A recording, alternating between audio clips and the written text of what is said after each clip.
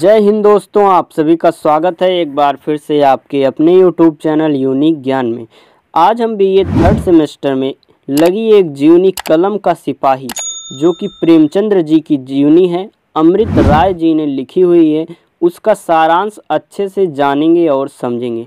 अमृत राय जी का जन्म 15 अगस्त 1921 ईस्वी में प्रेमचंद्र जी के यहाँ हुआ था। अर्थात अमृत राय जी प्रेमचंद्र के ही बेटे थे, वो भी छोटे बेटे थे, और इनकी माता का नाम शिवरानी था।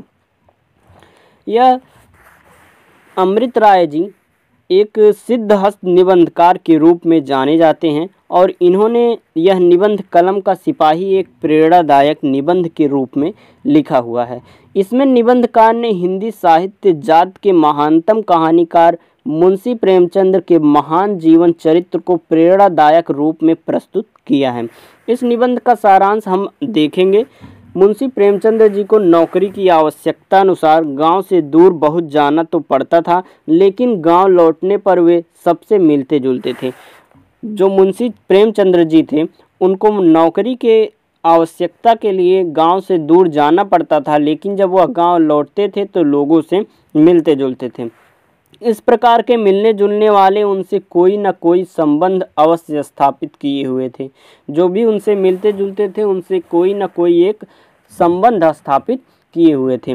मुंशी जी के घर के सामने 2 पत्थर की बेंचें थीं जिन पर बैठते थे और उनके मिलने जुलने वाले लोग वहां पर आते थे। सबके हाल चाल से वे अवगत हो जाते थे। अपने घर के सामने उन्होंने 2 बेंचें रखी हुई थी जहां पर लोग आते थे, बैठते थे और मिलते जुलते थे तथा हाल चाल की बातें करते थे जिनसे वह अवगत रहते थे। इन मिलने जुलने वालों में से उनके अत्यधिक निकट किसान ही थे, क्योंकि उनमें इंसानियत थी जिसके भूखे मुंशी थे। इसलिए उनकी अपनी अदालती मित्रों से नहीं पटती थी।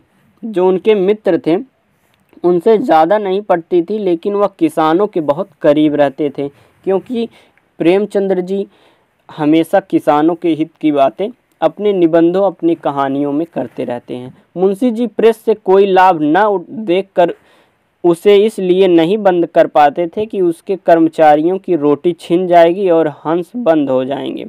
जो प्रेस आता था उसका कोई भी लाभ तो नहीं देखते थे, लेकिन वह बंद नहीं करते थे, क्योंकि उन्हें लगता था उसके जो कर्मचारी हैं उनसे रोटी छिन जाएगी। 10 बजे तक सबके जाने के बाद मुंशी जी प्रेस से पैसे की बचत करते हुए सीधे देहाती रूप में घर पहुंचते थे। दूसरे दिन वे फिर प्रेस में आकर उसी तल्लीनता से लग जाते थे। सब कुछ वे एक एक करके एक साथ ही निपटाने से नहीं थकते थे। एक दिन प्रेस में भूतपूर्व प्रिंसिपल कैलाश नाथ जी अभिनंदन पत्र छपवाने के लिए आए थे, क्योंकि उस समय सभी प्रेस बंद थे। उन्होंने मुंशी जी से बनारस के सभी प्रेसों के बंद होने से उत्पन्न हुई अपनी कठिनाई को बतलाने के साथ अपनी आवश्यकता को भी स्पष्ट किया था। कौन?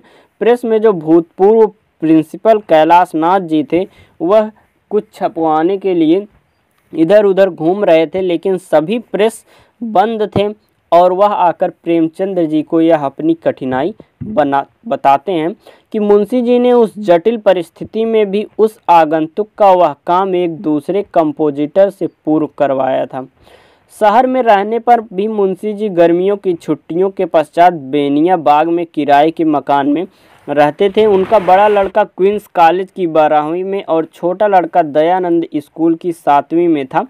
मुंशी जी घर लौटते समय प्रायः पैदल ही चौक से दाल मंडी की नारियल की गली होते हुए सुगना साहू की दुकान पर आते, जहां प्रसाद जी कुछ साहित्यिक मित्रों के साथ ही दिख पड़ते थे।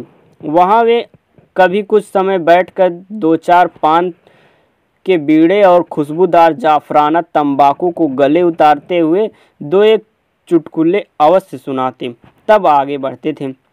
उनके देहाती हुलिये पर भी जब कभी प्रसाद ने आपत्ति की तो उसके उत्तर में मुंशी जी ने जोर से ठहाका लगाया। उनका जो हुलिया था वह देहाती था, और जब प्रसाद जी उसको देखकर हंसते थे और उनसे पूछते थे, आपत्ति जताते थे, तो मुंशी जी जोर से ठहाका लगाकर टाल देते थे, अर्थात जोर से हंसते थे और उनकी बात को अनदेखा या टाल देते थे। बेनिया बाग से सुबह घूमने टहलने के समय प्रसाद जी, गहमरी जी और बेढब जी वहां आ जाते थे। अनेक प्रकार की बातें होती थीं।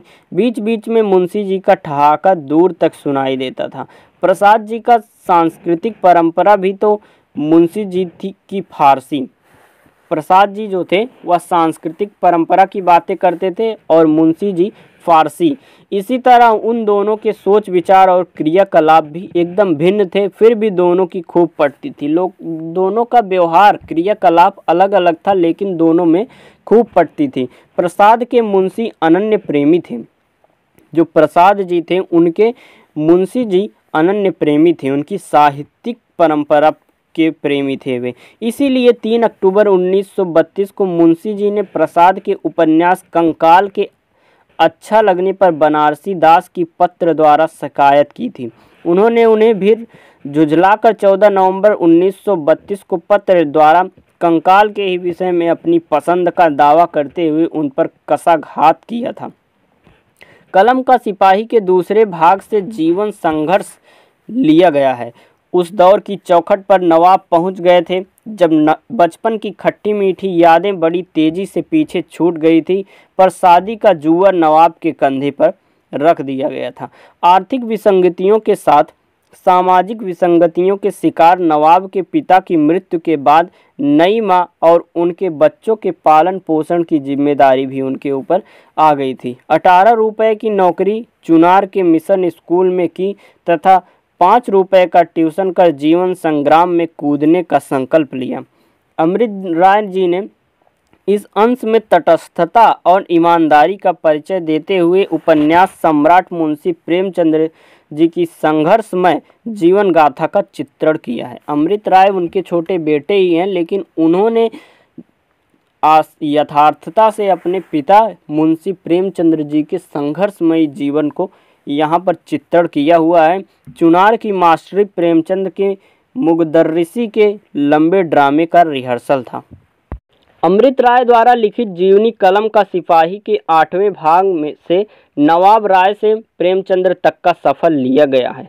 प्रेमचंद ने मई 1905 में 18 जून 1909 ईस्वी को बीच का 4.25 साल कानपुर में ही गुजारे थे। व्यवहारिक राजनीति से दूर एक कोने में बैठे प्रेमचंद्र आर्य समाज गोखले और रानाडे के सोशल रिफॉर्म से बाल गंगाधर तिलक के स्वदेशी आंदोलन तक की कहानियों में बौद्धिक चिंतक का प्रभाव आते आते 2 वर्ष लग गए थे। 15 साल की उम्र में खुदीराम को फांसी दी गई।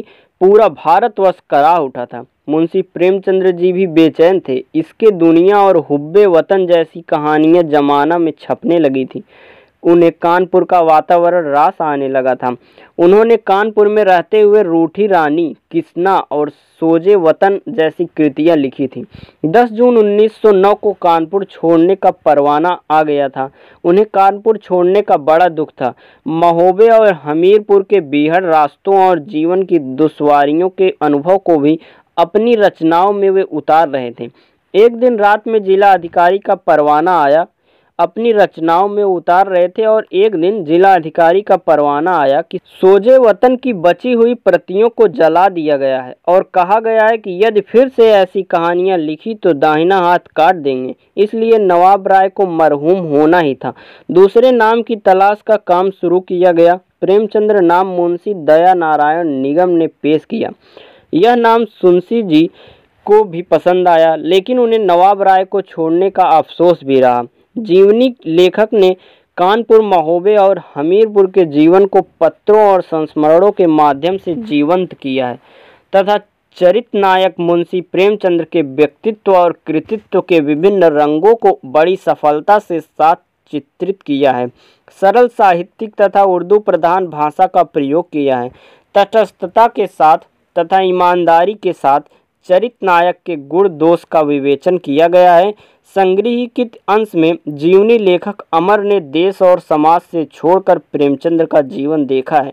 यही प्रेमचंद्र को देखने की सही दृष्टि भी थी। इस जीवनी में अमृत राय जी ने प्रेमचंद्र के सभी संघर्षों के बारे में चरित्र चित्रण किया हुआ है। उनकी लाइफ में, उनकी ज़िंदगी में जितनी भी मुश्किलें आई उसके बारे में अमृत राय जी ने लिखा हुआ है। कैसे कैसे वह कहानीकार, उपन्यासकार और साहित्यकार बने, वह सभी बहुत ही यथार्थता से अमृत राय जी ने इसमें लिखा हुआ है। अतः यह थी हमारी जीवनी कलम का सिपाही, जिसका सारांश हमने आपको बताया। अगर आप चैनल पर नए हों तो चैनल सब्सक्राइब करें, जिससे आपको नई वीडियोस आते ही प्राप्त हो जाए। धन्यवाद, मिलते हैं अगले वीडियो में।